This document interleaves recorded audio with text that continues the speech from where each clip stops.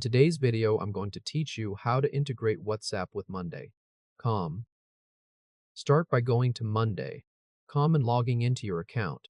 Once you're inside your workspace, look to the top right corner of the screen and click on Monday Marketplace.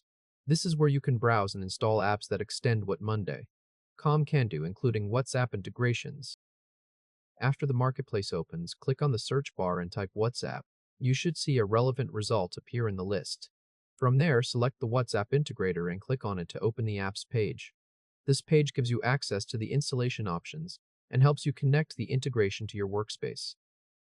Next, click Install App. A confirmation window may appear, and when it does, click Install to continue. After that, you'll be asked where you want to add the app. Choose the workspace, board, or location that fits how you plan to use WhatsApp with Monday.com. Once you've made your choice, click Add App.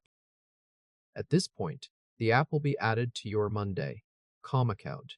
Once it's installed successfully, you can start using any available template connected to the WhatsApp integration. Templates can be useful because they give you a faster starting point, especially if you want to automate communication or organize message-related workflows without building everything from scratch. You may also notice an option that says, Learn How.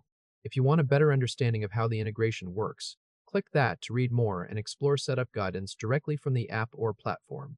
That can be especially helpful if you're planning to customize how WhatsApp works inside your Monday.com workflow. And that's it. Your WhatsApp integration is now added to Monday.com and ready for use. If this helped, hit like and subscribe for more quick tutorials. As a quick tip, after installing the app, take a moment to review the templates before choosing one. This can save time and help you pick the setup that best matches your team's process. Also, if you don't immediately see the app where you expected, double-check the location you selected during installation, since that determines where it gets added.